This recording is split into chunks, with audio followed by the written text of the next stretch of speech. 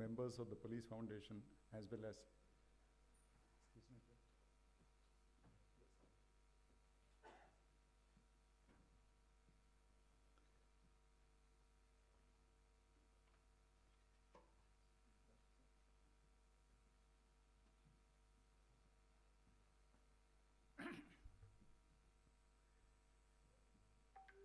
so we have several distinguished invitees here present today. In fact, after 2 years, we are meeting physically. Last 2 years, the IPF annual functions were held online, and I'm happy that this year we have been able to meet physically. But this program is being watched by people across India, many police officers. The vision setting exercise has been of particular interest, and so police officers from across the country have expressed their desire to watch the program. And some of the police foundation members also who could not make it here, they are also watching it online. So on behalf of the IPF and on behalf of everyone present here, I welcome all of them. I extend a very warm welcome to all our distinguished visitors who have very graciously accepted our invitation and come to attend this program. Every year, the IPF has been observing 22nd September as the annual Foundation Day, and also as the Police Reforms Day. Police Reforms Day because 22nd September 2006 was the day when the Honorable Supreme Court of India passed its historic judgment in the Prakash Singh case. And in fact, today, Sri Prakash Singh himself, who has been crusading for police reforms, he is himself present with us, and he will, during the course of his speech, he will brief the gathering about the present status of the implementation of the Supreme Court judgment and what should be the way forward. Indian Police Foundation is now 7 years old. The organization, as some of you will recall, was inaugurated by Honorable Sri Rajnath Singh, the then Union Home Minister. And we have the satisfaction that the IPF, since its inception, has been able to cover considerable, significant ground. We have been working as a think tank in policing, policy advocacy, and also as an informal platform for the police fraternity to meet, ideate, generate ideas in policing. I would like to thank all members of the IPF as well as the entire police fraternity and the people of India for supporting the idea of Police Foundation and helping us reach where we have reached today. Amongst many things that the IPF does, one area that we are very passionate about is the idea of internal police reforms. The IPF has set up a center for internal police reforms because we believe that much transformation is possible through internal initiatives by the police leadership itself, without having to wait for political support or other kind of resources. Many things can be done internally by the police leadership itself. So Dr. Ish Kumar, he is heading the IPF Center for Internal Police Reforms. In fact, this concept has gathered momentum, and many police officers across the country have been very passionate about this concept of internal police reforms. And there have been a number of what may be called islands of excellence. And of course, there is a need for consolidating and upgrading this. Now, police reform is not an one-time event. It has to be a continuous process of cleansing and rebuilding. But some drastic measures and fundamental changes in our approach or outlook are essential. At the same time, even if we make the most brilliant plans, even if we make the most brilliant strategies for reform, everything that we do is bound to fail if we do not pay attention to our own basic value systems and core professional ethics. These are some things which are non-negotiable and we have to do something about it, because we may do all kinds of big things, but if our value systems are skewed, then there is no hope for police reform. And the other point is that as long as we don't have a vision, we are likely to drift. In fact, yesterday we were discussing with Dr. Sarangi and others, a lot of good things have been done during the last 200 years. It's not that good things are being done only today. A lot of officers have done great work. A lot of good things have been done. But at the same time, during the last 200 years, the police has remained by and large the way it has always been. So if we have to go forward, there has to be something very drastic that we have to do. So therefore we believe that our values, that is the core values, our vision, etc., will need to be clearly stated, restated again and again. That is one of the purposes of today's discussion. One positive development, of course, has been that there has been a clamor for police reforms. In fact, it is only if there is a groundswell of public opinion, there can be any significant kind of reform possible. But before we set out on that journey of reform, it is very important that we try to understand where we are going. We try to understand the aspirations of the people, the aspirations and the expectations of the rank and file in the police, the expectations of other stakeholders, and the expectations of the other members of the criminal justice systems, various limbs of the criminal justice system. In this connection, I would like to draw your attention to the fact that the Supreme Court had mandated the requirement of what may be called the State Security Commission. State Security Commission, one of the most important, one of the most crucial functions of the State Security Commission is the establishment of, or what may be called, drawing up a long-term strategic planning for the police. Every police department is supposed to draw up the long-term strategic planning. And this is something which state police organizations cannot afford to ignore. And if you have to draw up this strategic planning, one of the first crucial steps should be to set your vision, to define your vision. So that vision setting has to be one of the first steps in the process of long-term strategic planning.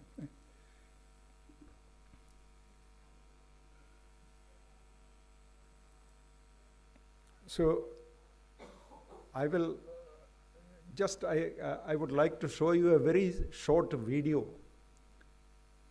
a very short video of about 4 minutes or so on the what are the expectations. Please start. Yeah.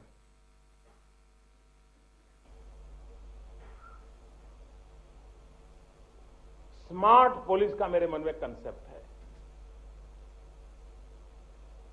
Smart policing. भारतीय police foundation दिवस पर देश के समस्त police बलों के जवानों और अधिकारियों को शुभकामनाएं।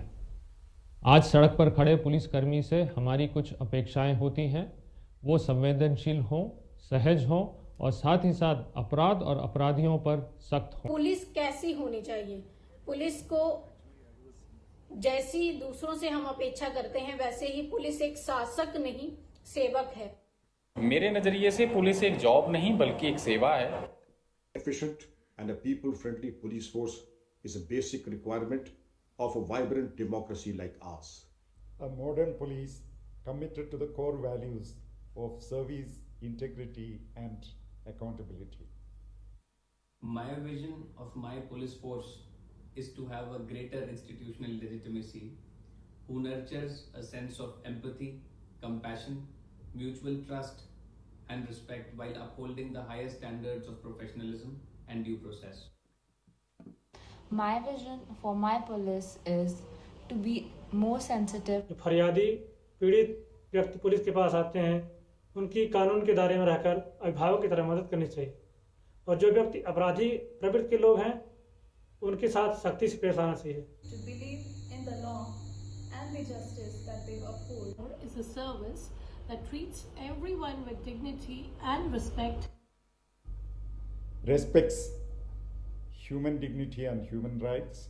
कार्रवाई चाहिए इसमें और कोई भी लेडीज पुलिस सुनाई कार्रवाई करना चाहिए और अच्छा से व्यवहार रखना चाहिए। पुलिस का व्यवहार अच्छा रहे हमारे प्रति और जैसे लेट नाइट हमारी दुकानें बंद होती है तो जो लोग कुछ लोग परेशान करते। और हमारे हिंदुस्तान की जो पुलिस है वो उसको चाहिए कि सभी को बराबरी की नज़र से देखा जाए, किसी को ऊंच नीच करके ना देखा जाए। हम दलित है, हमारा पर अत्याचार नहीं होना है। It should not indulge in exercises of dishonesty and malfeasance and must be accountable and transparent to its citizens.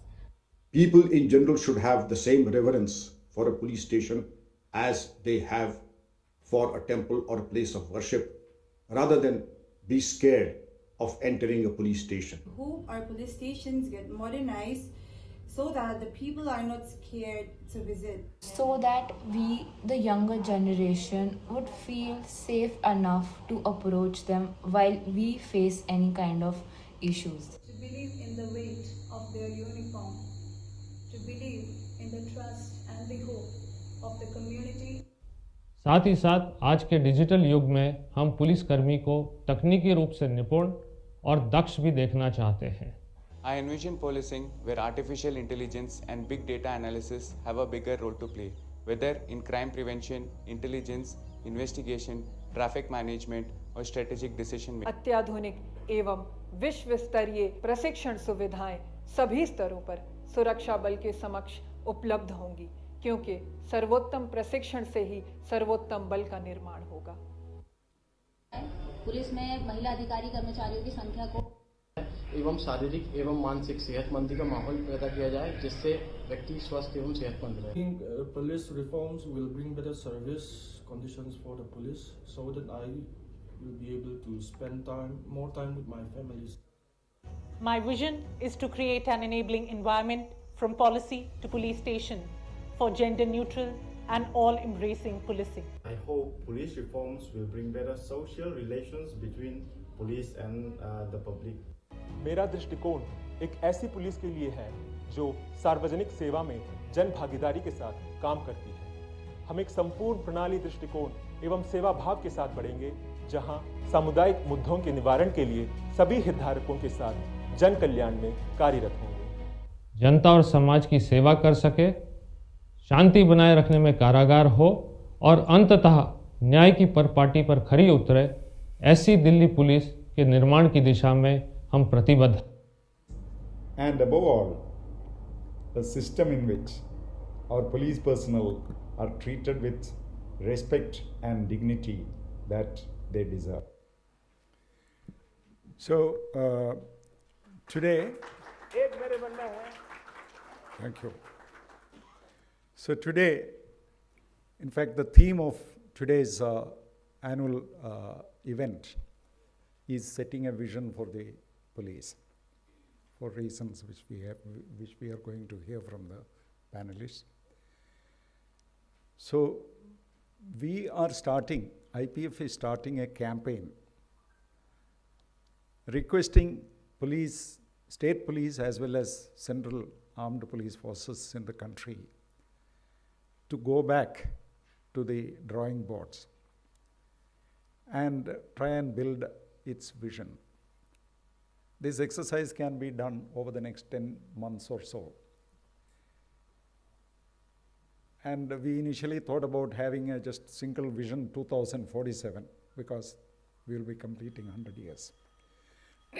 But in an era when the social realities are changing so fast, technology is changing so fast, even the policing landscape is changing by the day. So it will look very unrealistic to think of 25 years. So that is why we are saying that you set a vision in 3 parts, vision statement in 3 parts, in the near term, medium term, and long term, 2027, 37, and 47. But definitely we need a vision, a vision of what Indian police will be in 2047 when India will have completed 100 years of independence. So thank you for your attention. That's all that I want to say. But before that, I just want to say that the first part of our event is the panel discussion. We have some very brilliant panelists here, highly distinguished officers in her own and his own right. They will be introduced by the,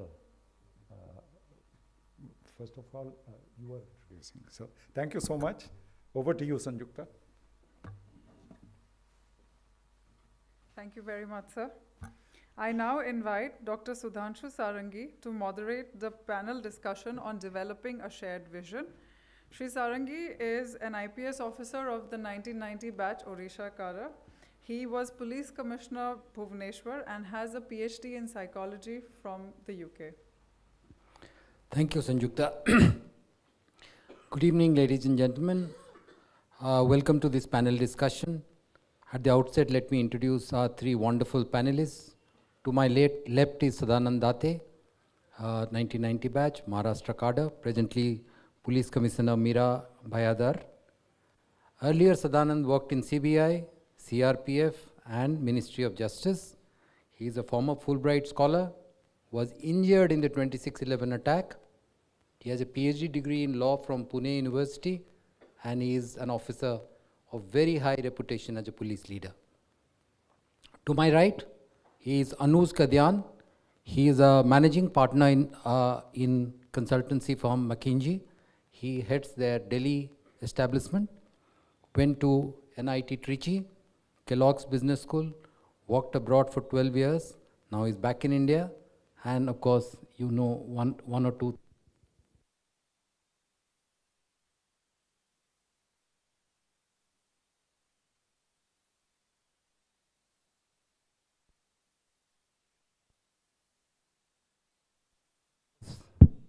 Yeah.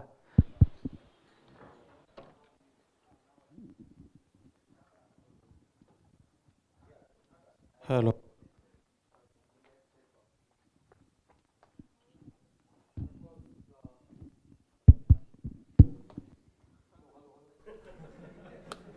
I can shout, yeah. Yeah.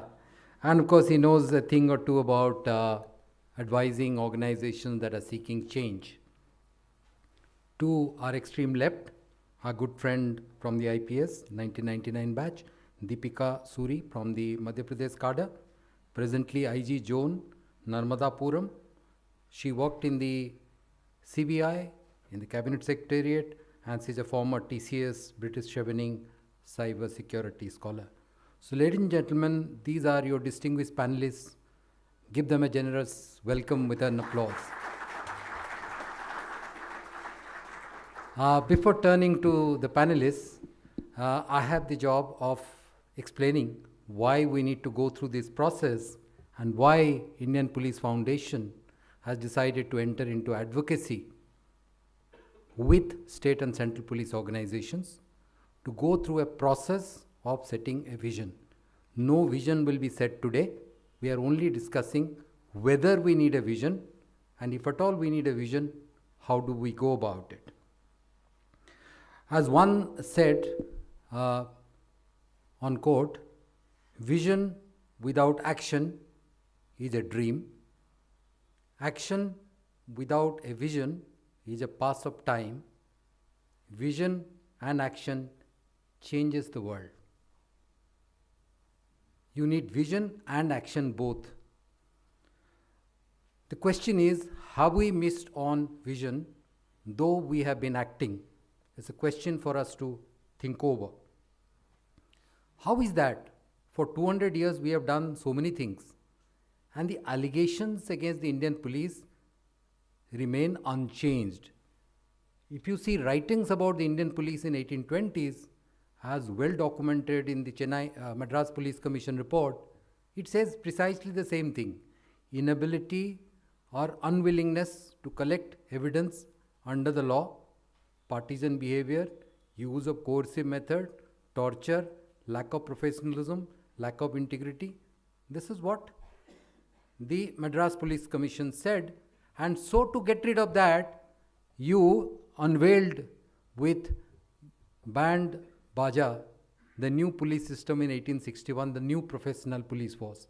And John Beams writes after 3 years that the Daroga suddenly understood that he can function under old ways in the new system.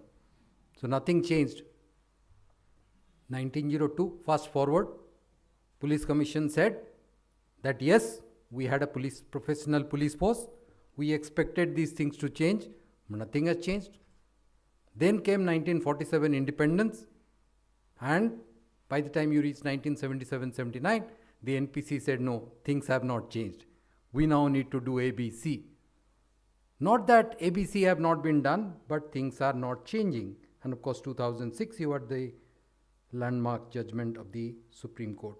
Is it that we are doing many things but lack a vision? Now since it's getting little abstract, let me come to a concrete example. Let's take another police force which has worked with a vision. And I have a little bit of an exposure with the British police, spent some time seeing them. And they have a clear philosophy, and that philosophy is they provide policing with consent. So they say it's part of a social contract. Society in trust has given me certain powers. I must exercise these powers in trust, and so long as I have the consent of society, I have legitimacy and I will provide policing. As soon as you tell this to an Indian police officer, he will start saying two things. One is that they have higher resources. Not true. No police force in this world has too many resources. Resources are always limited. Second is you would say, no, they do not have these challenges that we face. So I thought I'll list out 3 challenges that they have faced in recent times. The first was in 1999, the Stephen Lawrence inquiry, which accused the London Metropolitan Police Scotland Yard of institutionalized racism. All police leaders were shaken. What do? We thought the public is with us. Now there is a significant section of people who think that we are grossly partisan. We are a police force for the white majority. What do? And their model of policing with consent was challenged. Second example, July 7 bombing, British soil, British citizens, suicide bombing. They had dealt with IRA. Now they are dealing with grandfather of IRA, suicide bombing. Their own citizens committing suicide bombing on metro, on London Underground. That time, I thought that these guys will now change. Their laid-back attitude, straight-jacketed approach has to change. They have to get unorthodox. They have to get far more aggressive with arrest, search, seizure. There will be allegations of false accusations, implications, increasing use of armed police, and things will get controversial.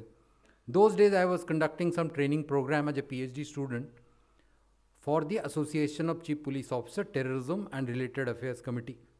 I was training police officers, specialist police officers who would interrogate, as they call interview, terror suspects. You'll be surprised what was their biggest challenge. You just can't guess what was bothering them most. What was bothering them? That the Terrorism Act said you can interview a suspect without the presence of a solicitor. That was bothering them. They said since 1984, we don't talk to a suspect unless his lawyer is present. Because we want community support. We want consent. We don't want to be questioned. We want a solicitor to be present so that we take a voluntary statement and nobody questions us. And behold, they got over that phase of terrorism with intelligence, with investigation, not by violating their core philosophy. That core philosophy was again challenged in 2011 when they had 5 days of riot in London. Massive looting and, arson. So I used to tell some of them, now you need to import long lathis from Delhi, if not one armed battalion to beat up these guys. But they did not change their model of use of force. They still remain unarmed because that is their core philosophy. Now, what happens when you do not have a philosophy? And more so, that philosophy in UK is shared by society, by the political class, by the media, by the civil society, by everybody. Suppose you do not have a philosophy and you keep doing. Two things can happen. First thing is, everything that you do will be contested. Questioned by victim, questioned by accused, questioned within the police, serving officer, retired officers, people coming on television saying various things. This police should have done, that should not have happened. It goes on. And then you have the political class, police will become part of political football. Then, as David Welly wrote, judiciary will go to endless lengths to find acts of impropriety by the police. So this will continue. This is the first problem that you face. The second problem is, when you initiate a reform, core recommendations of NPC, New Police Act, Police Establishment Board, appointment of police chief, police complaints authority, everything will be subverted. And you will not reach your destination. You do not have a philosophy. That's why I read this line, action without vision just passes the time. And we have passed time. There is no vision. You will take a lot of short journeys in this direction, that direction, but not reach any destination. What is your destination? What have you achieved? So the idea was that the IPF should start an advocacy and create a shared vision so that people generally understand this is the direction in which we should go. This kind of recrimination and obduracy must end so that we make some headway relating to a new police system. So that's the context in which we have embarked on this new advocacy, a new mission. I would not further speak about it. It was my job to only set the context, and we have 3 wonderful panelists who would now be answering questions from my side. Hopefully the microphones work and this can continue to be a panel discussion and not a lecture. Thank you so much.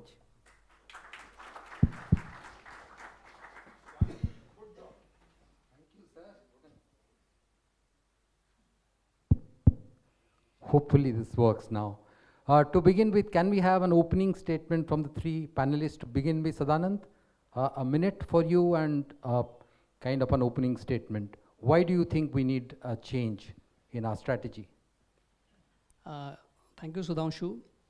I think we have significant shortcomings, and the present state of affairs is not acceptable even to police officers. Of course, there is a clamor for change from all sections of society. So I think our negative police image, you spoke about it, many have spoken about it, which comes out of declining professionalism and issues with police leaders and leadership styles and scandals that are coming out, and which probably is also driven by what I call over-mandating of the police force with underfunding of police force. We have ever expanding agenda thrown at police for enforcement with not adequate resources. So we have these significant shortcomings, but at the same time, I would like to emphasize the good things that are happening.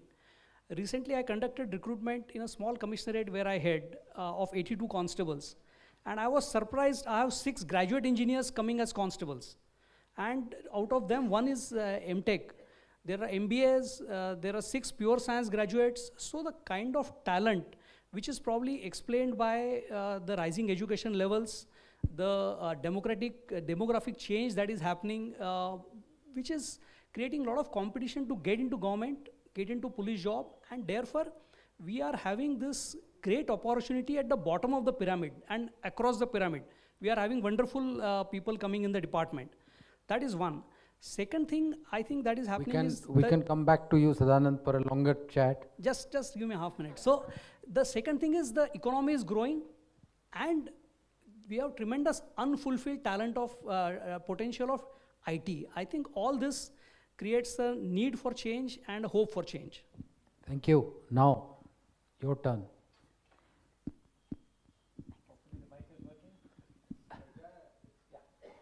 First of all, good evening, everyone. And I would like to start by saying, can you hear me? Yes, this is working. Yeah, so first I would like to start by saying thank you for your service. And, you know, I don't have the full appreciation of the complexity and the scale in which you operate. We come mostly from the private sector, but I think I would say 2 things. One, it's heartening to see that you are starting this journey with shared vision versus just vision. Because if the vision is not shared, that's just a wrong starting point. But most importantly, I want to share, having gone through multiple transformations as an organization, we have done a lot of research on this topic. 70% of the transformations fail. And they fail largely because of culture, managerial, and people-related aspects. And at the heart of that is shared vision, conviction in the organization that they can actually achieve that vision, and role modeling and behavior change all the way from top team to the front line. So I think it's great to see that you are embarking on this journey with a focus on shared vision. And you're not alone in realizing the challenges that you talked about, that it's hard to actually transform. Now, opening remarks from Deepika. So just to emphasize why I think there is an urgency for a vision, I think these are the best of the times as far as our economy is concerned. We're talking about smart city, we're talking about a lot of things that are happening in the ecosystem.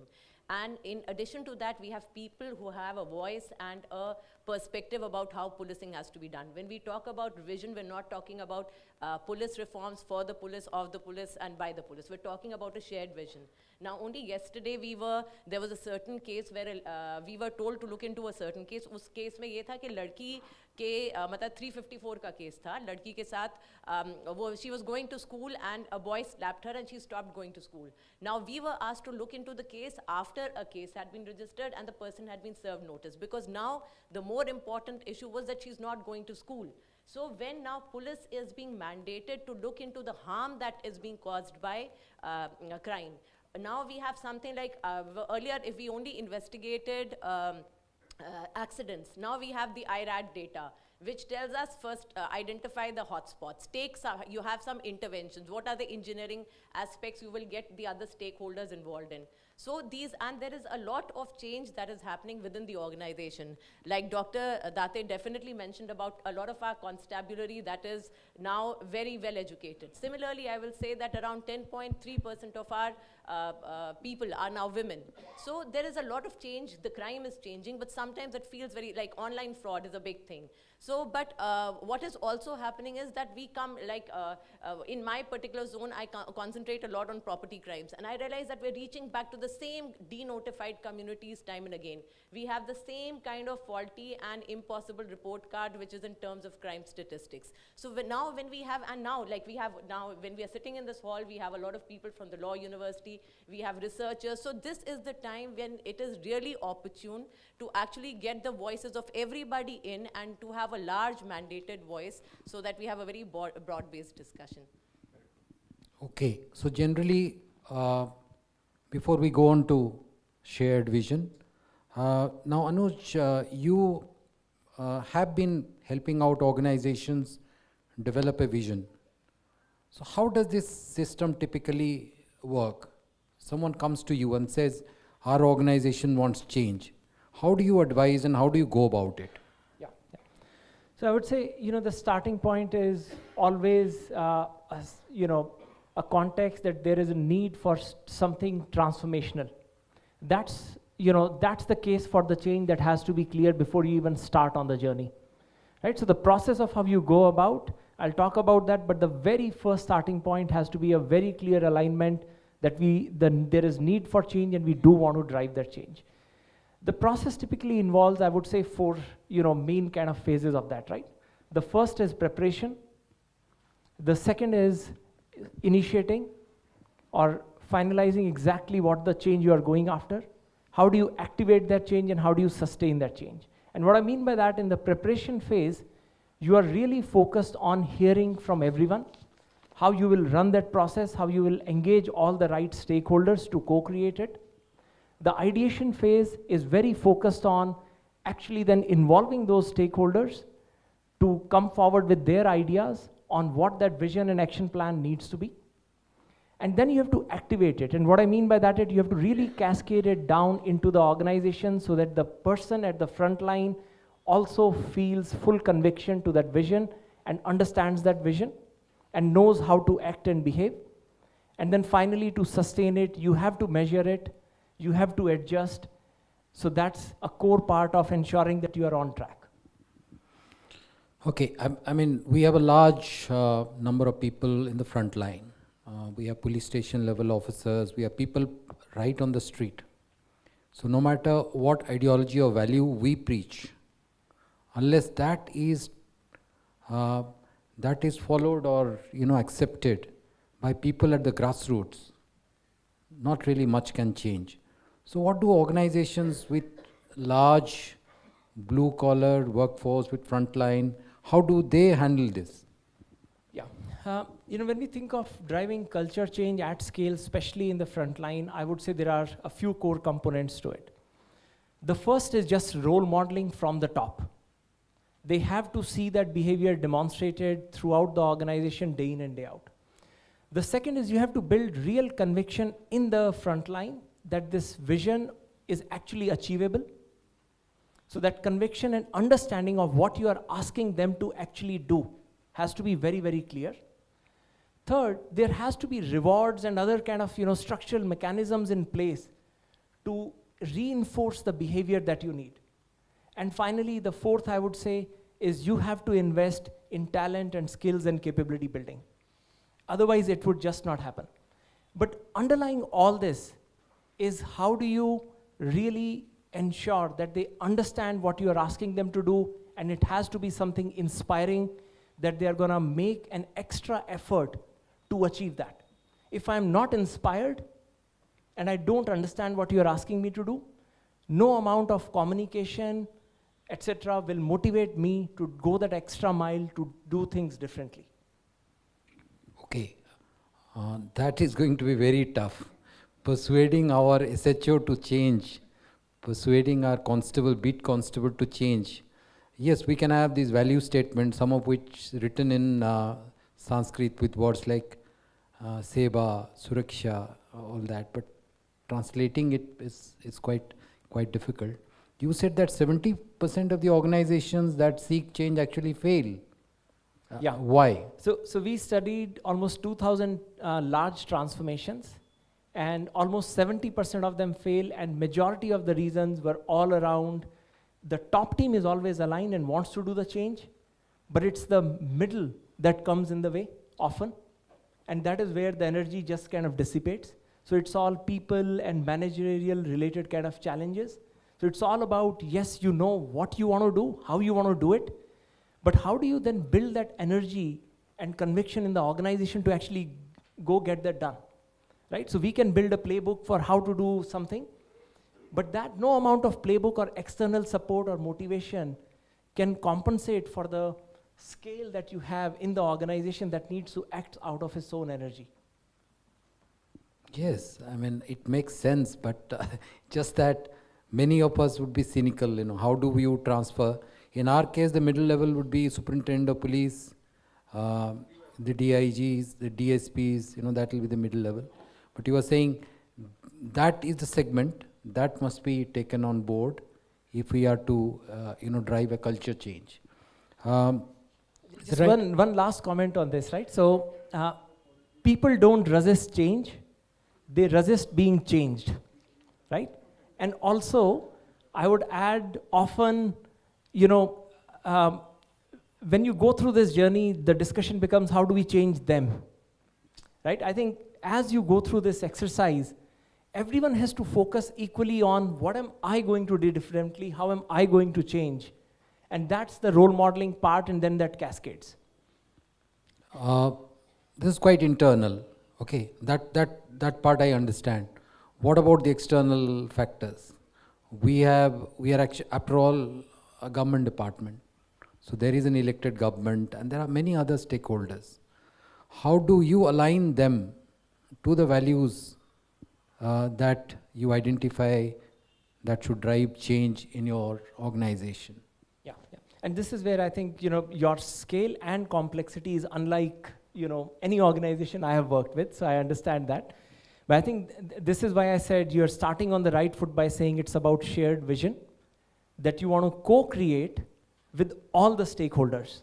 And it might be that once you go through that exercise, the vision that you create is shared but might not be as aspirational as you want in the very first phase. But I would say if it's shared and we can take kind of steps towards that, that'll help you build momentum. Right? So it can be a phased journey of how you kind of go about this. Okay, I'll come back to you, Anuj. Now Sadanand, the police officer's perspective. The more things change, the more they remain the same. Why is that we have been struggling for the last 200 years, not really making progress? So what is the reason? So, see, the conventional answer is we have this colonial top-down hierarchical structure where orders flow from top to bottom. But let me build on what Anuj said. The whole concept of modernity or democratic values means that the leader, in our case the constable and the DG, as human beings are essentially of the same value. So if we not only give dignity but seek their opinion, information and inputs, probably we can change. So what you are saying is why we have not been doing it? Probably because our structure and top-down approach, and what we can do instead is this a different approach to leadership where we value our colleagues across the levels. All that, again, sticking to the internal challenges, what about short-term expediency and personal career goals which can get the better of values defined or a philosophy defined? No, but that's exactly what Anuj has been saying, and we have very powerful external stakeholders and in control internal stakeholders, the leadership of the force, and then the rest of the force. And here we are discussing as the initiators of the change. I think we have to have more collegiality about it, and we have to come together, without which I don't think we can even think or conceptualize the change. So definitely the leadership has to change first. Okay, so both of you agree that it has to be a shared vision. We have to take everybody on board, and for which we have to go through a kind of a consultative process. Now comes the crucial question, the elephant in the room. What do we do about political leaders? They have exercised the control over the police. How do you go to them, or what do you tell them? So let me go back to our freedom struggle. And Gandhiji was fighting colonial power, and he had essentially two strategies. One, to galvanize the country. So he took up issues so that country becomes worthy of the freedom. That is, he worked on issue of untouchables, he worked on issue of women. I don't want to get into history, but all of us know that he emphasized that country should be worthy of the freedom, and then he appealed to the essential goodness, and there was no phoneism in him. Like, I don't think if we read Gandhiji, that it was a tactics. It was his essential core value that he believed that the rulers have essence of goodness in them, and he was constantly appealing to them. So your own very favorite phrase, persuasive communication. Of course, all politicians ultimately want good for their own tenures, for their own party, for their own governments. How we show them that we are worthy of the autonomy and we can deliver on your legitimate agenda. I think we have to create that trust and confidence in their minds. Except for Kerala, where the then Chief Minister and the leader of opposition came together to embark on a police reform agenda. It's actually very difficult to bring different political parties and voices together.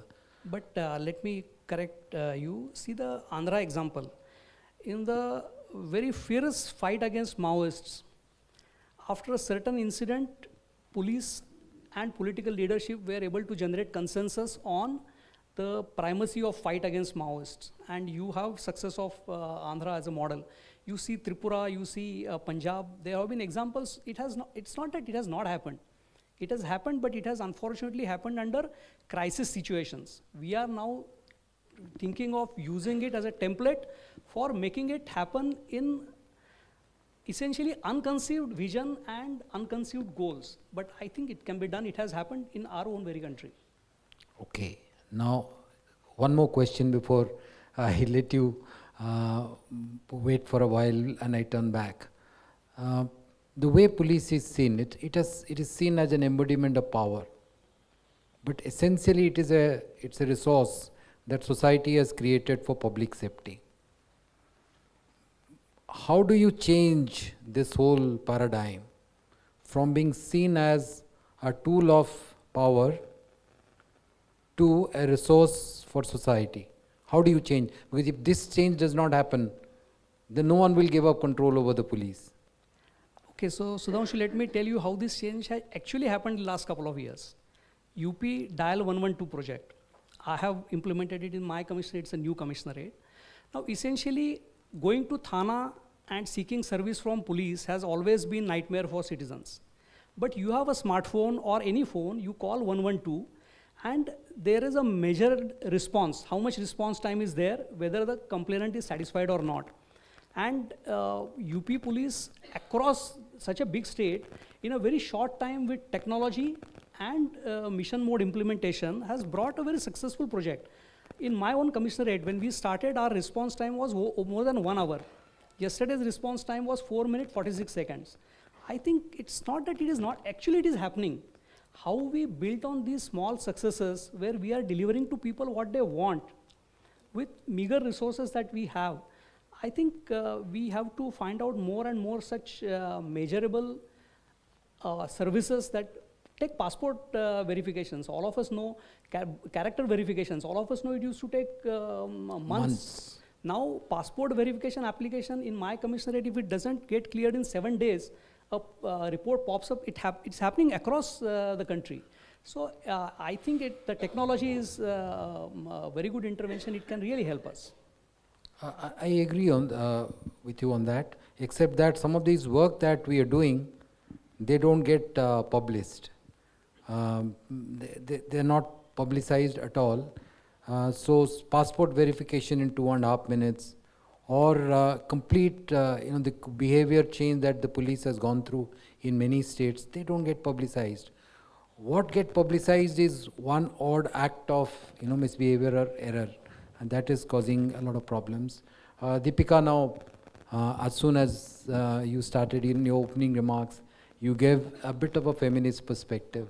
So I would ask you that question. I mean, there is a lot of demand that do something about women's issues, do something about human trafficking, and people would like police resources to be sequestered, broken into parts, because every segment of society has various demands, expectations, and you have limited resources.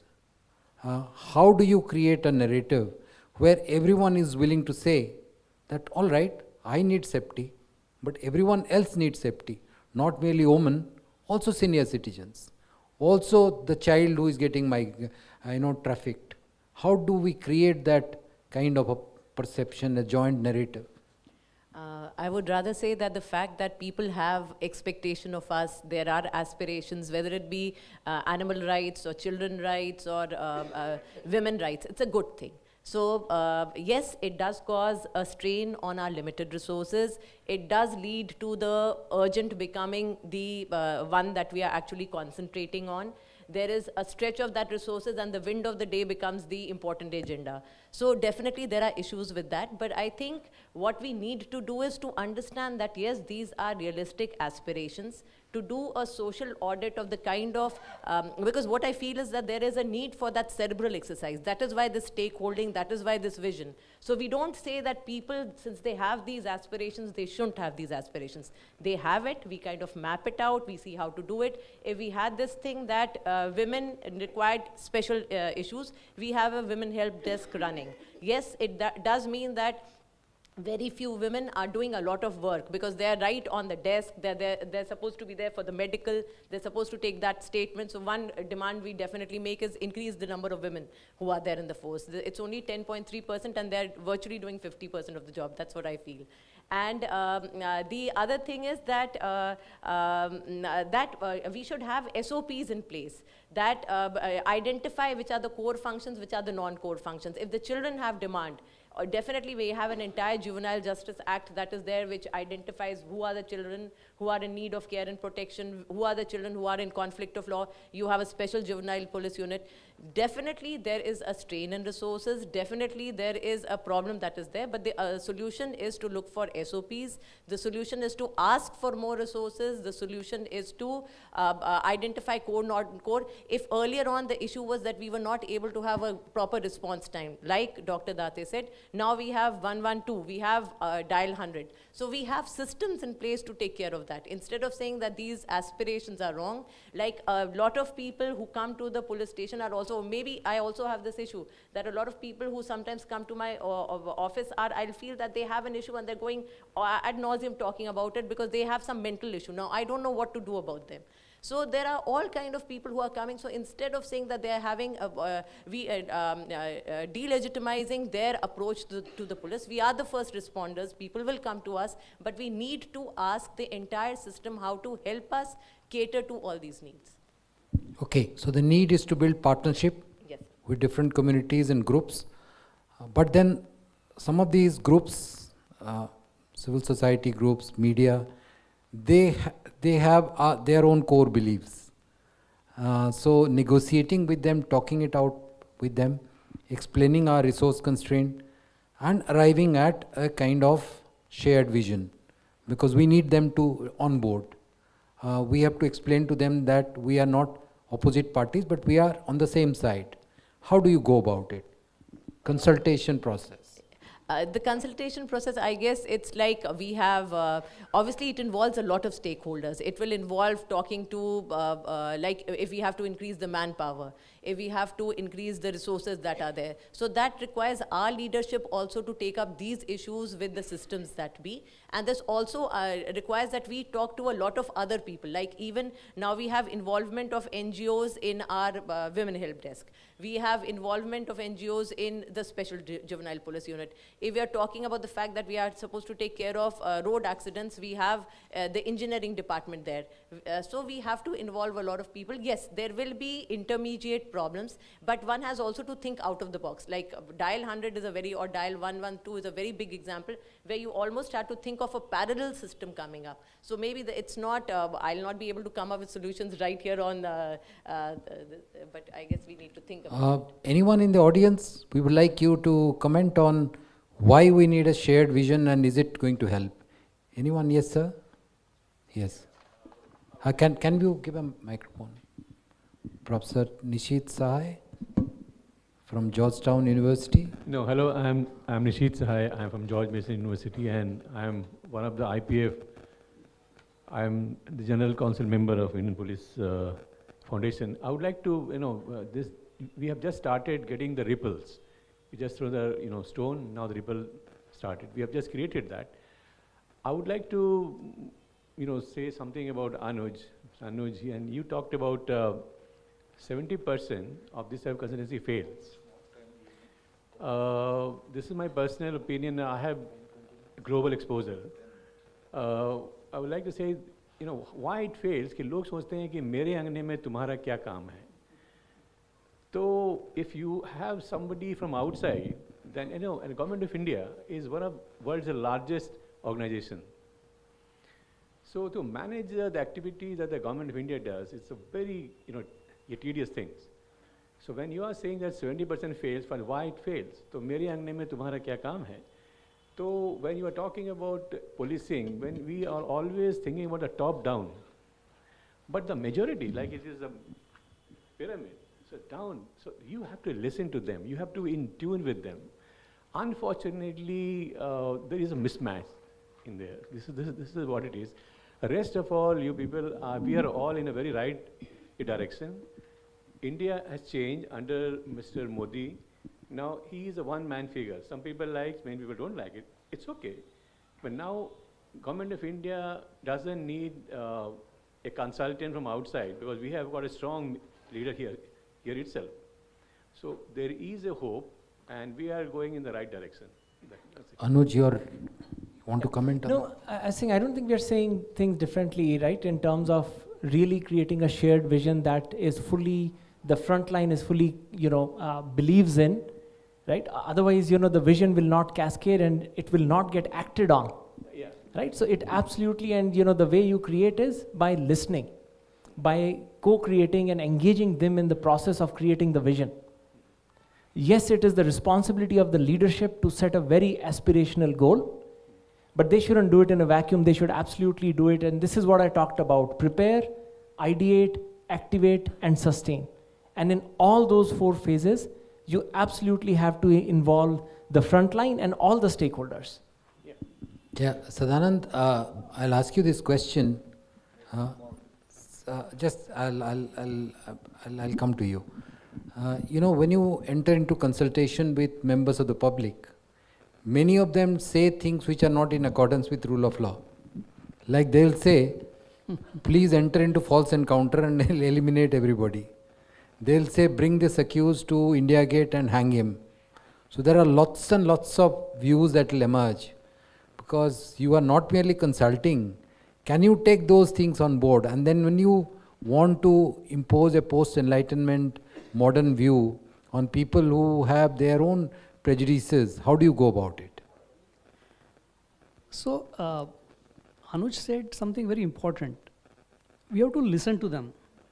Any one of us who has dealt with riots and has held peace committee meetings after riots knows that 50% of the things are sorted out by letting people speak out. So I think listening to them is important, and it has to be two-way process. So many times it has so happened, Molla committees is a wonderful model for this kind of interaction. We tell them our wish list. Let me tell you how people can be generous and how it can help. We are talking of technology. Government is coming with CCTV cameras as one important public security measure. Area where I work had no CCTV cameras funded by government. I had a wonderful colleague. He said, sir, why don't we ask people to donate CCTV cameras to us? Societies have CCTVs, just ask one of the cameras to be faced outside. So we started one camera for your city. Government had invested hundreds of crores for 5,000 CCTV cameras for Mumbai city. We have 5,700 CCTV cameras in last 1 year donated by people and commercial establishments. I think if we go with readiness to listen and project our own problems, and of course there would be situations, all of us have faced it now with the new further restrictions on arrest. First thing that people want, efficacy of police is arrest, and we are not supposed to arrest now.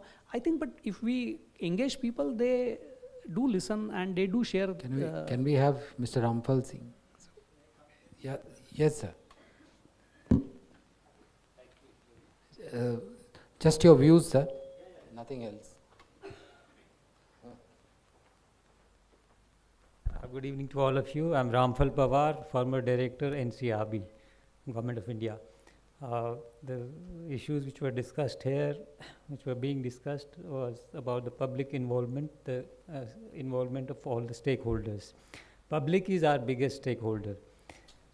We are working for the public, and if they are with us, you know, if you see, the criminals are hardly 1%, 99% people are the civilians, good, well-meaning people. So if we take them along, you know, it's so easy to make change, sustain change, and, you know, get the changes accepted. Okay. I'd like to just quote one example which we conducted in West Bengal. It was called Sahayata, where we found that, you know, the public resources are being just, you know, extended or outstretched. And we don't have enough manpower, but the issues were large. And you know, the minor issues, which if you do not tackle in the bud, then they tend to take a bigger shape and then involve, you know, take away police resources. So how do you take care of these minor issues?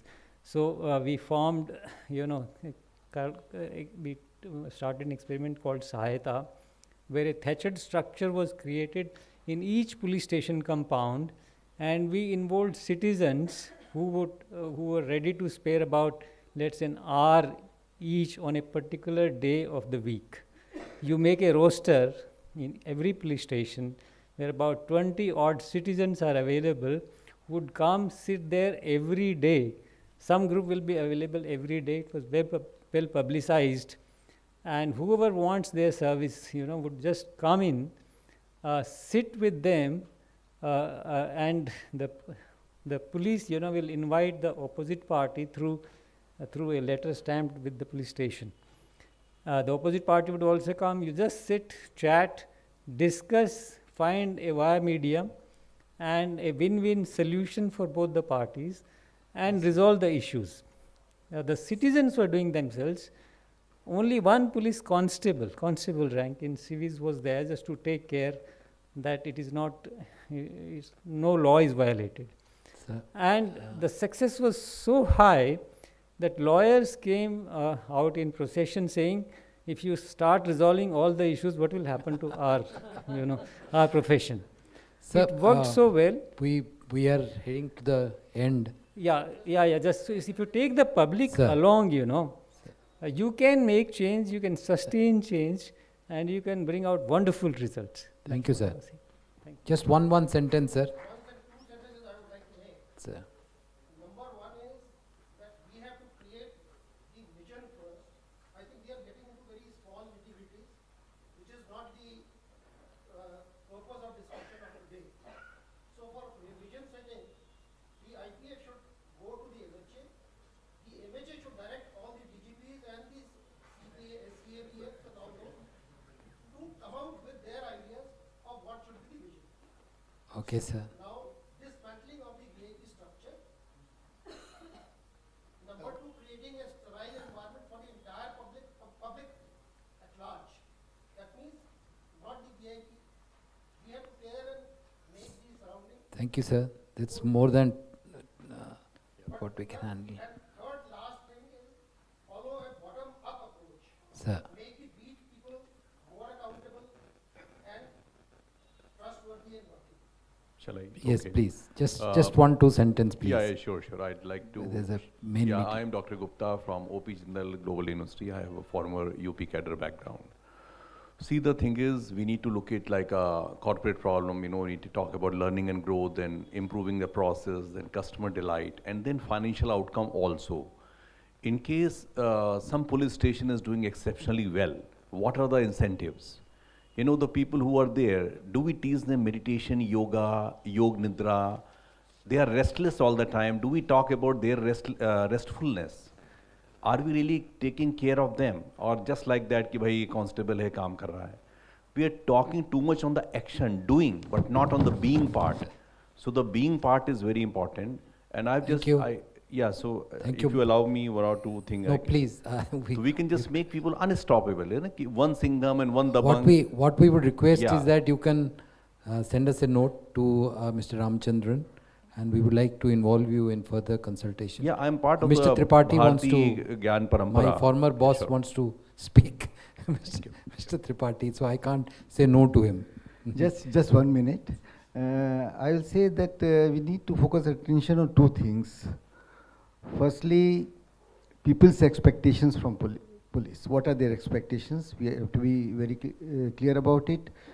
Can have a survey also. And we may come across there many a times their expectations are situational. I will not elaborate on that. And second thing is people's knowledge about powers and limitations of police. Both the things are interrelated, so we have to interact with population and let them know that what are our powers and limitations. Absolutely correct. Actually, when we sit down and start listing, there's a lot to be done. But we need to show some early successes.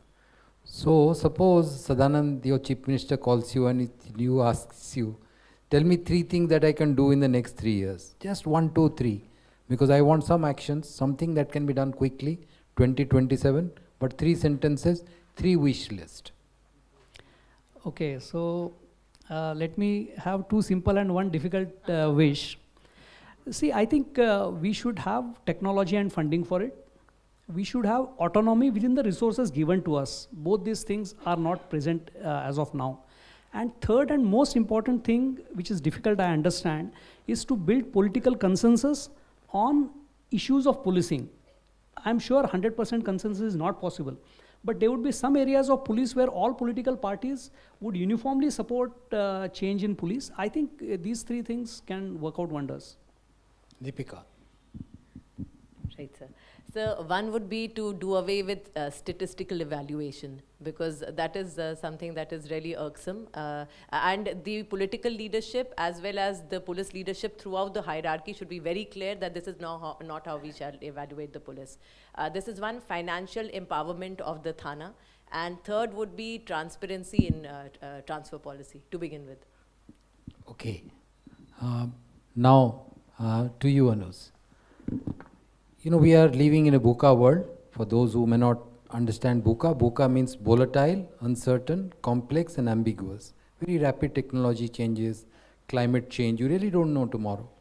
How do we set mid-term, long-term and all these prospects? So what do you tell organizations that you advise?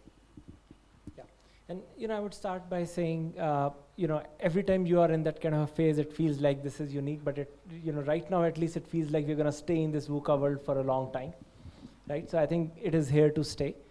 On this again, especially over the last 2-3 years, we've had kind of a lot of thinking and conversations with a lot of CEOs on how they are operating and thinking about this.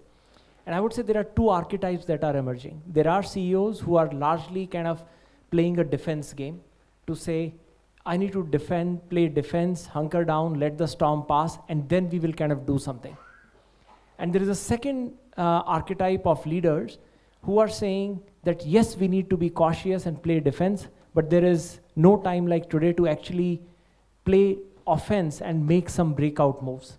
In F1 car racing, they say it's very hard to overtake 15 drivers when the weather is perfect, but when it's rainy, that's when you can actually overtake 15 drivers who are ahead of you. So, this current environment requires leaders to be ambidextrous. You need to play both defense and offense. And in this world, I think what will help you is being really, really sharp on the insights and understanding what's happening. It doesn't mean you have to read everything. You have to kind of leverage the ecosystem around you to develop that deep understanding as a leader, because you will set the direction. The second is really making kind of clear decision and some bold decisions. And finally, executing with speed. And even the decision making, you might have to revisit because things will keep changing. But the answer cannot be just defense. Okay, more or less we have come to the end of the time allotted to us. Online we were discussing, and I told the panelists that the US Army was in Afghanistan for 18 years. And every company commander kept sending reports that situation is improving. After 18 years, they realized nothing had improved. So every police officer I meet tells me case studies, what he did while in service and how things are improving. And after 200 years, we are back to square one. So we need to be very, very careful when we talk about the short-term achievements and the long-term perspective. So it's a very interesting conversation. It's a conversation which has just begun. It is going to be pretty complicated because society is complicated. There are different stakeholders. Each one will try to pull this agenda in different direction. But we have seen that unless we have a goal, we will undertake various journeys and reach nowhere. So I again thank Mr. Ramchandran and all the three panelists for this opportunity to take part in today's panel discussion. Thank you so much. Wish you all the best.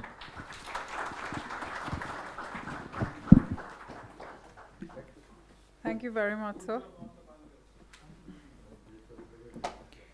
Shri Gurbachan Singh Jagat joined the Indian Police Service in 1966 in Punjab cadre. During his brilliant and distinguished career, he has held several important charges. He was DG Jammu and Kashmir, DG BSF, Chairman UPSC, Governor Manipur, just to name a few. He is also the Chairman of the Indian Police Foundation. I request her to please come and address the gathering.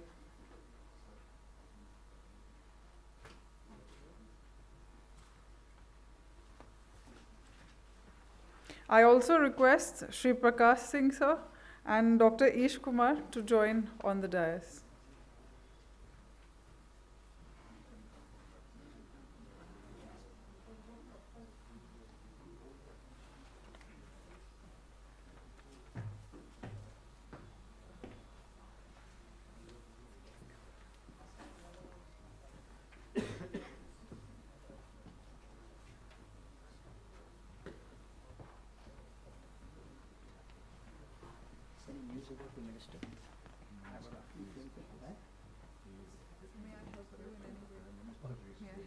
No, thank you.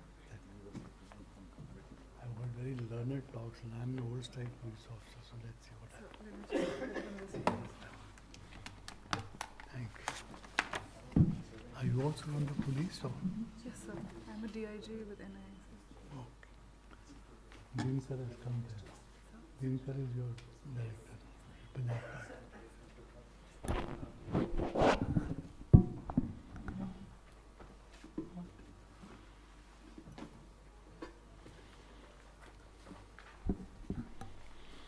Shri Prakash Singh ji, Mr. Ramchandran, Dr. Ish Kumar, distinguished colleagues who are present here from the past, friends. We have gathered here today to celebrate the Foundation Day of the Indian Police Foundation, which was registered in 2014 but formally inaugurated in 2015 by the then Minister for Home Affairs, Shri Rajnath Singh. In the beginning, it was a spade work done by Shri Ramchandran, which led to the registration of body. And in the beginning, there were not many takers for this idea, but the gentle and sustained persuasion of Shri Ramchandran led to the increase in membership gradually. Shri Prakash Singh ji became our first chairman, and I don't have to speak about his achievements and about his passion for reform in the police, which can be called only a passion because he has sustained it over a very long period of time, even after his, or rather more after his retirement. The foundation has grown slowly, and we have a total membership of about 200, with members drawn from the police and other professions. We can call it a growing institution in which we want to involve more representatives from the working police officers, journalists, jurists of eminence, and also from the corporate world. We would also like to have a greater response from university faculties, and from the ladies. The safety and security of its citizens is the primary duty of the state, and it fulfills the duty through the criminal justice system, whose visible face is the police organization and its supportive services. The police is the public face of the government and is also the first point of interaction between the state and its citizens. As such, it is of vital importance that the first cutting-edge interaction should be friendly, professionally satisfying. I would like to draw your attention to one important aspect of maintenance of law and order, which the state police forces have dealt with admirably and which has not been fully appreciated by the press, the public, or by the government. This is the work done with regard to bandobast duties at major festivals and other occasions. The Kumbh Mela in Uttar Pradesh is a unique example of this and entails arrangements for millions of people spread across vast areas. Similarly, festivals in the south, not only festivals but the daily arrival of large numbers of devotees at many places. We have elections which entail massive arrangements for the peaceful conduct and also the security of these candidates. All these events pass off peacefully on a daily basis, and all due to excellent police work. Again, as has been mentioned earlier here, in insurgency and militancy situations, the police has played a very commendable role, be it in Punjab, Jammu and Kashmir, Andhra, Chhattisgarh, etc. Other paramilitary forces have been involved in these operations, but the vital component, that is intelligence, has always come from the local police forces. They have also been actively involved in operations and hundreds have attained martyrdom. I had to bring this to your notice so that we appreciate this very important work which is largely done quietly. The problem area that we are speaking of today is the normal day-to-day working of the civil police. And of course, the word image is always there, that the police has to improve its image. The image will improve when we have professionally efficient, citizen-friendly police forces which enforce the rule of law as laid down by the Constitution and various other statutes. As long as other considerations prevail over the rule of law and order, we will not attain our objective. As far as the professional aspect is concerned, care has to be taken in the areas of recruitment, training, motivational aspects, about maintaining high standards of integrity. The higher police administration has to be selected with care in consonance with the various pronouncements of the courts, including the Supreme Court, and once appointed, they should be given a free hand in the internal administration of their department. All these aspects have to be taken care of, and high standards of integrity in recruitment and internal administration have to be maintained. The brunt of this burden falls on the state governments, as maintenance of law and order is a state subject. The highest levels of government in the states have to give up the temptation of interfering in the law, in the internal administration of the police and its day-to-day working. Most of us who have been through long years of service, and I'm sure those of you who are still in service, we all have always glibly talked of freedom and internal administration. What does that entail in practical terms? Practical terms, it means, as has been ordered by the Supreme Court, in Sri Prakash Singh Ji's case, fixed tenures, say beginning with the Director General of Police, going down to the other things where there should be boards and other things, and various other reforms. I can tell you that in my own state, Punjab, in the last 6 months there have been 3 Directors General of Police. What internal administration are we talking of? This is the case not only with Punjab. I happen to stay there and I know about it. I know things are not very rosy in other states also.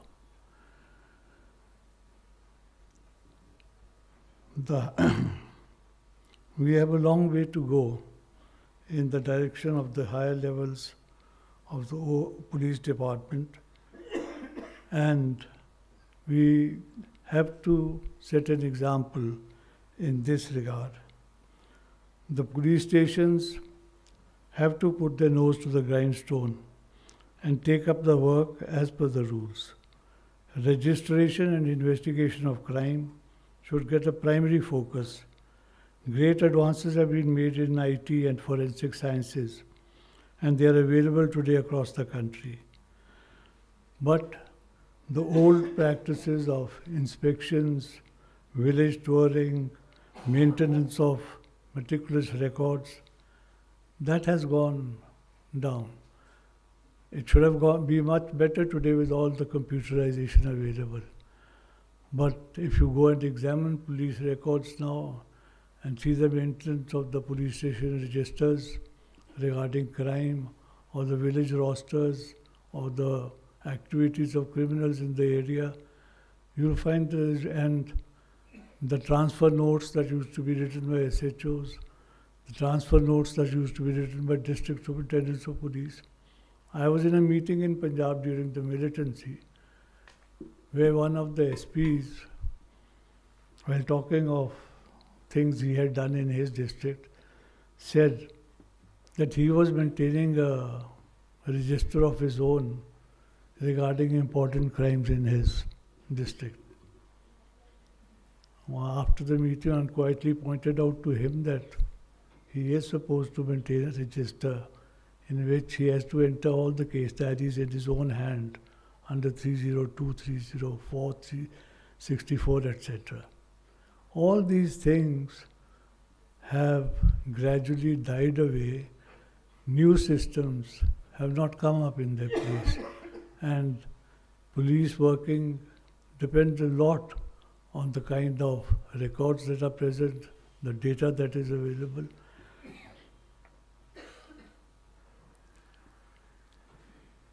We have always talked about reforms.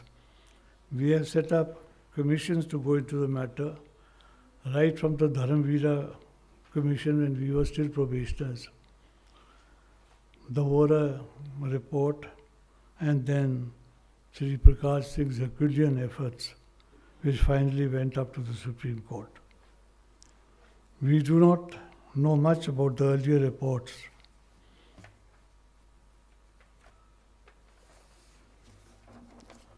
But the Supreme Court did pass detailed orders on Mr. Prakash Singh's petitions. What more can he do, or you and I can do? The problem is the implementation. The Supreme Court also, unfortunately, does not have a machinery to get its orders implemented. It has to go through the government. And the governments pay lip service to these reforms or to these orders, but in practice, they are more evaded than effected. The vision that we are talking about, the vision is ultimately about reforms and changes. We set targets for them, and we said this is the kind of police force we want. These are the internal reforms or internal administration we want. This is the way we want the police to behave with the public. This is the way we want the police to implement the rule of law. and not the rule of the political party in power at that particular stage of time. That is unfortunately what is happening. That is why the common man is suffering. It is not the constitution, it is not the statute which is enforced every day by us. We work, most of us, according to the whims of the rulers who happen to be there. The other thing I want to say about the vision is that when we talk of reforms, why should we talk about police reforms only? Police is but one component of the criminal justice system. The other two very important components are the judiciary and the executive. And at the cutting edge level, they also suffer from the same malpractices that we in the police suffer. The criminal justice system has to work together. And if we are going to evolve a system, a vision, then we must take these two very important wings along with us. And of course, the most important thing, the necessity for the vision, the necessity for the rule of law, the necessity for implementing constitutional values, we have to bring on board the political parties. There is no getting away from that. And in fact, Mr. Ramchandran and I were discussing only the other day, the idea was given by a younger officer that why should some of us, maybe working officers, serving officers or members of this foundation, why shouldn't few of them go and meet a couple of chief ministers in the northeast and in the south, in the north and central India, and talk to them frankly about these problems. If law and order is well maintained in an impartial and unbiased manner, if the rule of law is implemented, who's going to get the credit for it? Not you and me. Credit will go to the government in power. And there should be our effort to bring them on board. To sum up, commissions and courts recommend and order reforms. The state governments have to implement them. We will succeed only if we have the state governments on board by interacting with chief ministers of the states and also by involving eminent persons from the political field in our deliberations. Thank you.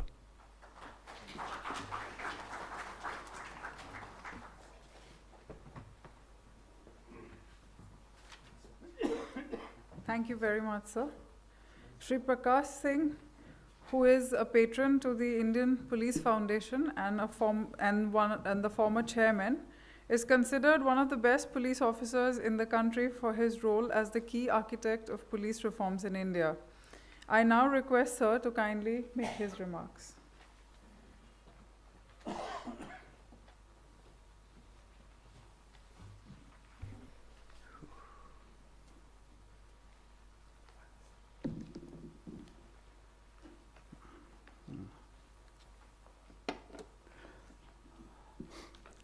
Mr. Chairman, Gurbhajan Jagat, Mr. President, Mr. Ramachandran, and Dr. Ish Kumar,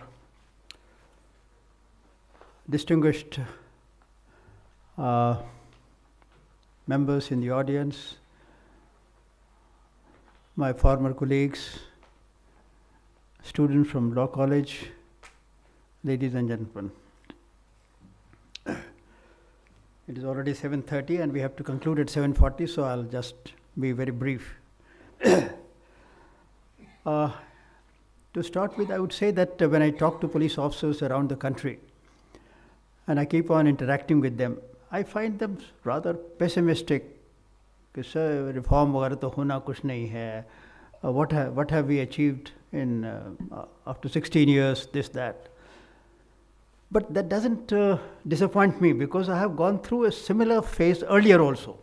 Let me tell you, when I went to the Supreme Court with the petition, for the first 2-3 years there was a lot of enthusiasm. Every time I would go for a social event at any paramilitary organization or otherwise, everybody would ask me, sir, kya ho raha hai, sir, kya ho raha hai? After 3-4 years, that enthusiasm evaporated. They gave up. साहब कुछ नहीं होना है, प्रकाश सिंह साहब अपना सिर पत्थर से टकरा रहे हैं, nothing will move. And nobody, just people stopped asking. I mean, initially they would ask, sir, कुछ खर्चा हो रहा है, पैसे दे दें. उसके बाद तो खर्चा होता भी पूछना बंद कर दिया. ठीक है, not that it bothered me, not that it deterred me, but that is how I have gone through that phase earlier also, and I'm witnessing a repeat of that phase again. So I'm not disappointed because somehow I'm convinced about the destiny of India, and I'm convinced that because we have a great destiny, so we have to have a great police also. And that transformation will come about. You see, the Prime Minister has already made 2 very significant statements. He has said a smart police, right? Of course, not much happened after that. But you have also to take into consideration the fact that the work has to be done by the state governments. See, when I say that the police should be brought into concurrent list, there's a lot of controversy in why concurrent list, that people, without going into the merits of the matter, I mean, 2 very distinguished persons, Madha Godbole, I think one of the finest IAS officers I have known, and Phali Nariman, I think one of the greatest constitutional experts that we have. Both have unequivocally advocated for police going to concurrent list. And Mr. Phali Nariman he was the chief guest at one of our Foundation Day meetings, and he recounted the story. He said, look, forests were also in the state list. Then suddenly people realized that all the forests across the country are being cut. Then a delegation went to Indira Gandhi and said, Madam, this country will become a desert. If we leave it to the state chief ministers, this will become a desert. There is deforestation on a huge scale. You bring it to the concurrent list. She brought it in the concurrent list, and since then we have been able to maintain the green cover at a reasonable level. So similarly, I mean, my contention is that the police is being devastated today by the state governments. I don't say that the central government is very great.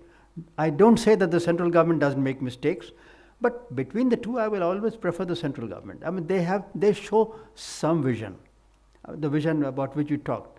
But if you go to the state government, some of the state governments are just feudal.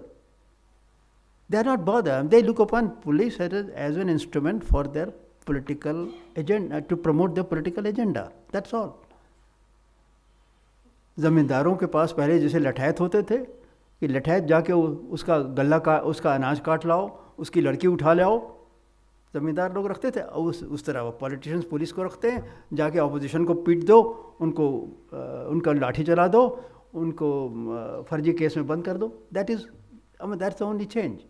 So my point is that at the state level, we are encountering a less progressive approach, I'll put it that way, than what we find at the Government of India level. Anyway, coming to, as I said, I'm not pessimistic like others, and there are good signs.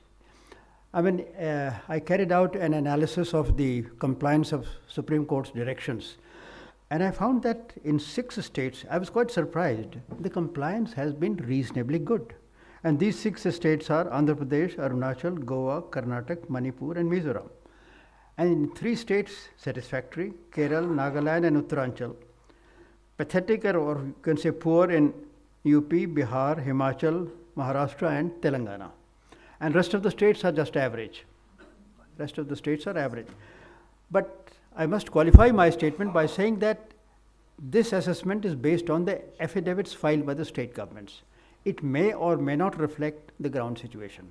So you may say that the compliance is good on paper, but when you go to the state, you don't find that reflected. But The fact is that on paper they have moved forward. And from paper to action, I mean, it's a question of time. It's a question of time, assuming that a progressive government comes to power, there is greater pressure from people, that transformation would happen. And as was mentioned by the panelists who participated in the session on vision, they said changes are happening, and they are happening. At a book discussion of my book, which took place in Chandigarh, there also one of the commissioner of police, he emphasized this point, that such changes are happening, and they need to be taken notice of. People would talk ill of the police, that this, that, but so much is happening. So much is happening, and it's only a question of time that the ripple effect would be seen across the country soon. So changes are happening. I will not go into the details of it. I mean, very briefly, I would say that 112 was mentioned. The response time is much better. In Noida, they say within 5 minutes they can reach a scene of crime. This is the boast of the Commissioner of Police. अरे पहले तो हत्या का मुकदमा फिर दूसरे दिन भी 24 घंटे बाद पुलिस पहुंचती थी देहातों में. अब तो within 5 minutes the police is there if you get a call from 112. Then, I mean, women helplines in UP I have seen, and I'm sure in other states also, women helplines are very effective. I myself sat in the control room where women helpline was functioning, and I was really thrilled and felt really impressed. Resources wise also, I mean, we are much better off today. But why are the changes not happening? I mean, this was being discussed here. I have my take on that, not that everybody would like my conclusion. I find that the desire for change is maximum among the youth, among the probationers, among the young generation. They want change because they have 25, 30 years ahead of them, and they don't want to serve under these humiliating conditions. They want functional autonomy. As you climb up the ladder at the middle level, yes, there is zest, but not to that extent. And once you reach the top bracket, it is there. There are exceptionally good officers at the top level. Some of them are sitting here in this room, but generally it starts evaporating. The higher you go, the lesser the enthusiasm. This is what I have seen. You see, during the last 15, 16 years, ever since the judgment came, let me tell you, at least 8 to 10 director generals would have approached me at different periods of time. And what did they approach me for? Sir, मेरा इतना महीने रह गया है, आप एक application डाल दीजिए ताकि मैं कमिश्नर ऑफ पुलिस बन जाऊं, ताकि मैं डीजीपी बन जाऊं. Nobody, no DGP or DGP rank officer ever came to me that, sir, I am for police reforms and I want to do this, please guide me on that. Nobody ever came. Everybody came for his elevation. And to everyone, my answer was the same. I have fought for principles, I don't fight for individuals. Sorry. This was my stock reply to everyone who came. About how do we go? What is the way forward? I have to be brief, I'm sorry, it is already 7:40. What is the way forward? You see, I will give a 3-stage. There are certain low-hanging fruits, and by low-hanging fruits I mean items of police reform which will not be opposed by any politician, which the state police can do with their own resources, and which in most cases would not involve any financial outlay. What is the problem? I'll give one simple example. Why can't we change the ambience at the police station? And when I say change the ambience at the police station, what I mean to say is that when a complainant comes to the police station, he should go with a feeling of confidence. When a patient goes to a hospital, he goes with a feeling of confidence. He goes with expectation. He goes with hope. Even if it is a primary health center, he knows that कुछ तो दवाई मिल जाएगी, कुछ तो मलहम लग जाएगा, कुछ तो पट्टी बन जाएगी. He goes with hope, expectation. But when he goes to the police station, he has mental reservations. Report लिखी जाएगी कि नहीं लिखी जाएगी, पैसा तो नहीं मांगेंगे, दुर्व्यवहार तो नहीं होगा, कहीं गाली तो नहीं दे देंगे, भगा तो नहीं देंगे. All kinds of thoughts come to the mind. What is the cost involved in removing this reservation in the mind? There's zero cost. It's just a question of attitude. Bring about that attitudinal change, and it is for we senior police officers to do that. Let a complainant come to the police station with the same feeling as a patient has when he goes to a hospital. The day you bring about this transformation, let me tell you, 50% of the battle is won. 50% of the battle for police reforms is won the day you bring about this transformation. इसमें कोई एक पैसा नहीं खर्च होना है. I mean, there are so many other things. So start with the low-hanging fruits, which you can do on your own, for which you do not need to go to government. And in fact, a few months, about 2 months back, I circulated a letter to all the Directors General of Police, and with the request that copies of this letter may be passed on to all the senior officers of the department and right down up to the level of Superintendent of Police. That these are 10 points on which you can act at your own level, where no political support is required, where no legislative action is required, where no finances are required. This is within your competence. Start with these 10 points. Even taking up those 10 points will win the confidence of the people, and we need to win the confidence of the people. The day you win the confidence of the people, let me tell you, there would be a clamor, there would be public agitation for police reforms. And when there is public agitation for police reforms, the people's representatives will have no option but to support your cause and talk about police reforms in the assemblies and the parliaments. We have to win the confidence of the people, and that will be the trigger for police reforms. And as for Ramchandran wants a 3-tier progress about up to 27 and then 37 and 47. I say up to 27 you concentrate on the low-hanging fruits, the 10 points which I have sent in to all the Directors General of Police. In the next stage you take up less controversial issues. I mean, issues about which there is some resistance, but where you think you can get over it. I have a list of all that, but for want of time, I will not read the list. And in the third stage, you take up issues which probably require, where there would be really tussle, which may require some constitutional amendment, which may require some new laws, which may require, changes of a far-reaching nature, to which there would be resistance. So that way, let us plan low-hanging fruits in the first phase, slightly ticklish questions in the middle phase, and then the real tougher issues in the last phase. And that's how we should plan for the 2047.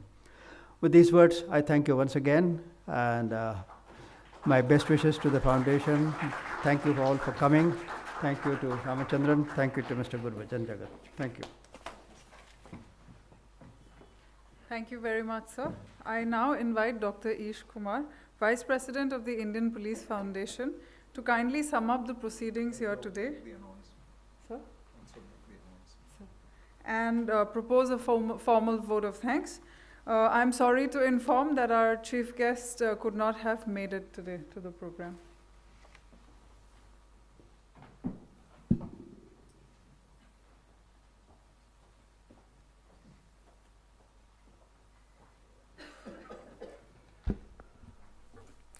Good evening, ladies and gentlemen, members of the Indian Police Foundation, my seniors and colleagues, distinguished guests in the audience, the young students. It has been a very pleasant and learning exercise this evening, at least for me. I hope all of you would have learnt a lot.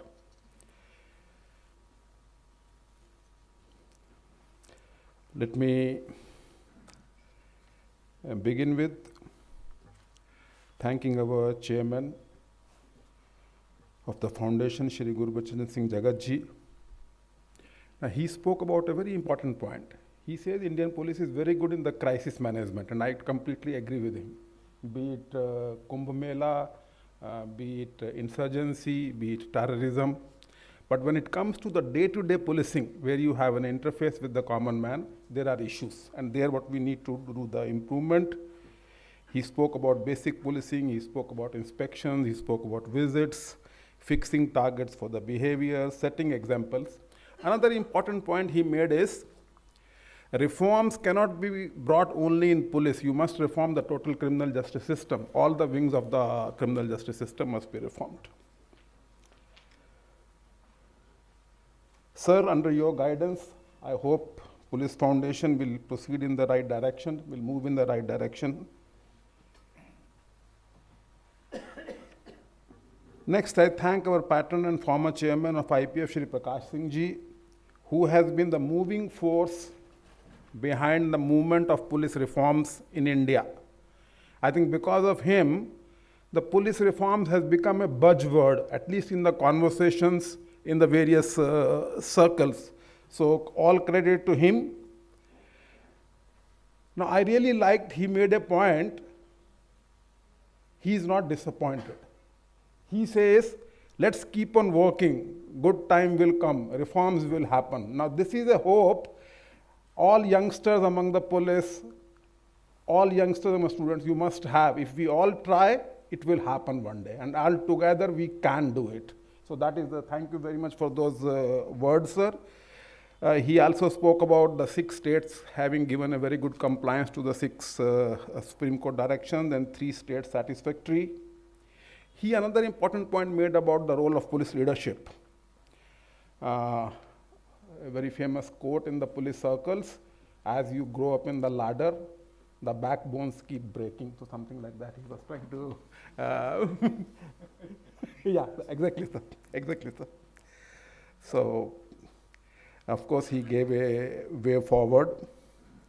And he gave some examples like response time, where things have happened. It's a privilege to thank Shri Ramchandran ji, with whom I have been working for the last almost 4 years very closely. And let me tell you, all the activities of the IPF, the way he has been conducting for last 7 years, he deserves kudos and applause from all of us.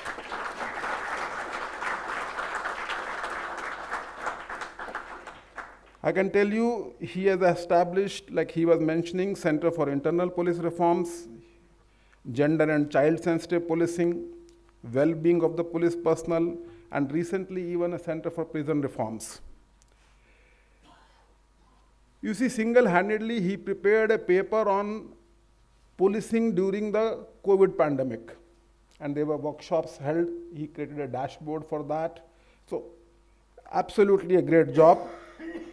Last year, we conducted a survey on the smart policing and citizen satisfaction with the policing across the states. Again, his brainchild. And now this campaign for the police vision, 27, 37, 47. Sir, great job. I hope you keep doing it.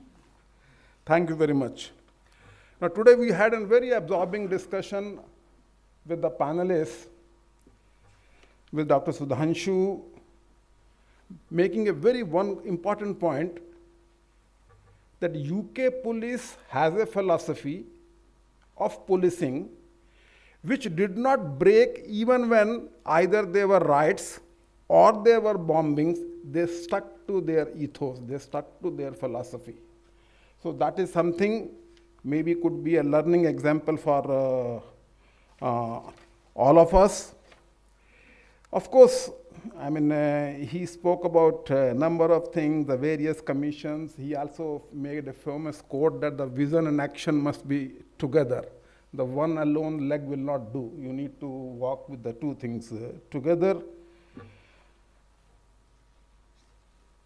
Shri Sadanand Dateji, the ADGP and CP from Maharashtra Police, again made number of points. But one thing which he mentioned is that police is over-mandated. anything which if no other agency can look after, it is thrown to the police to manage, and under-resourced.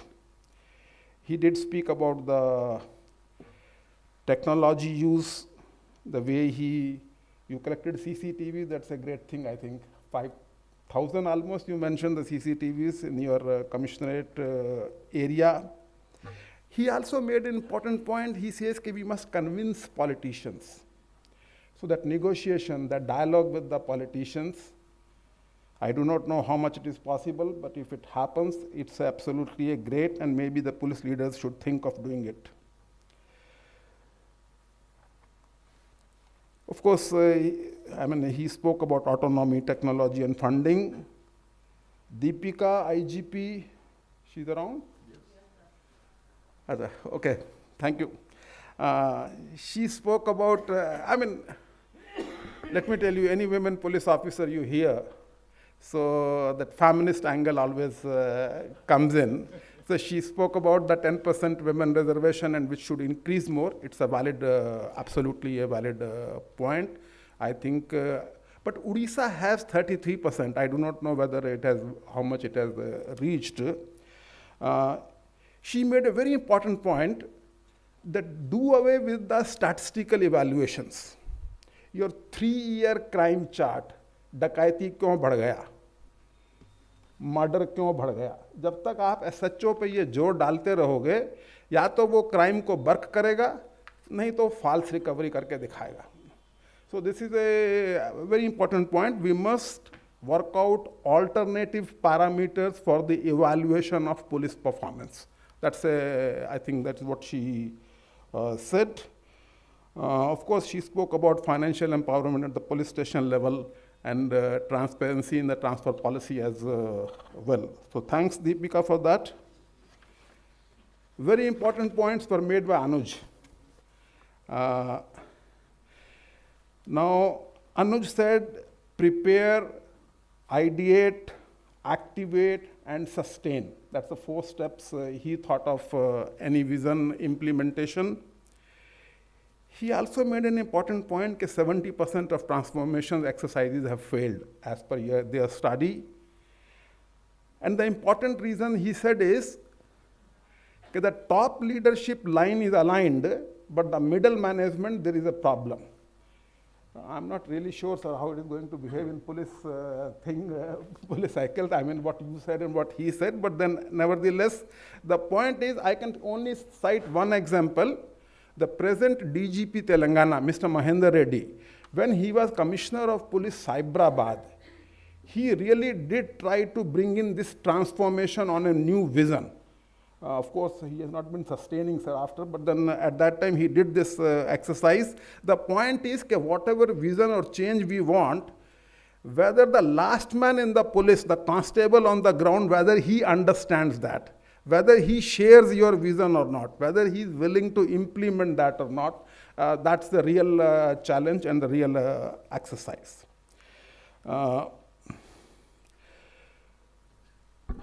My own take on the whole thing is, जो sir ने बोला, Prakash Singh sir ने, कि अगर एक आदमी थाने जाए तो उसको ये श्योरिटी हो कि मेरी पिटाई नहीं होगी, मेरे को भगाएंगे नहीं, मेरे को गाली नहीं पड़ेगा और मेरा काम हो जाएगा. अगर ये कॉन्फिडेंस आ जाए ना कि थाने में गए तो काम हो जाएगा, I think that is the biggest reform we can do, and the whole thing must revolve around that. That's what I personally feel. So we talk of people-friendly policing. इस सब चीज़ों के अंदर में करप्शन का एंगल भी जुड़ा हुआ है. These days we have stopped talking about this among the police leadership and all forums. So we must look at either with the help of technology or whichever, how do we reduce the corruption at the police station level. Of course, apart from free crime registration, no unnecessary arrests, no illegal detentions, no custodial torture, no motivated FIRs, no fake encounters, minimal force, basic policing, community policing, use of technology. There can be so many things which can go into vision. The one Another thing is, which in India we don't have, is create professional standards for the various policing activities. जैसे साहब बोल रहे थे कि 4 minute 46 second के अंदर में scene of crime पे पहुंच गया, तो ये जो चीज़ है डिफरेंट एक्टिविटीज़ के लिए, कंप्लेंट आया तो एफआईआर कितने समय में इशू हो जाएगा, सीन पे कितनी देर में पहुंच जाएंगे. तो for various activities I think USA has a full organization who does this job of creating standards for the various. We should be as well doing.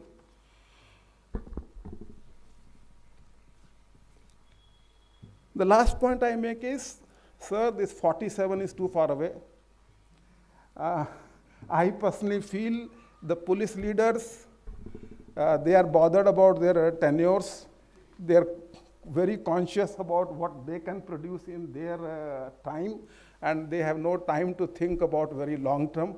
So maybe we should be talking more on the, focusing on the 27 mainly to begin with, sir, and maybe 37.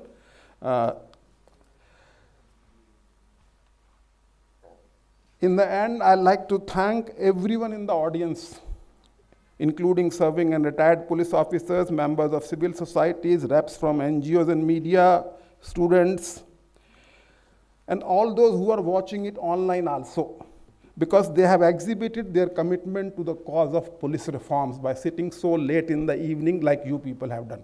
Thank you very much. Thank you. I acknowledge the logistic support by DG BSF and the ISC which has been provided for this function, and thank everyone else who has contributed, which I do not know. Thank you very much. Thanks one and all.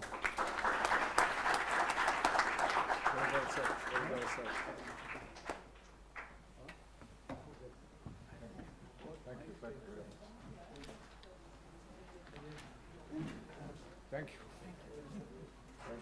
My bag is here. Well,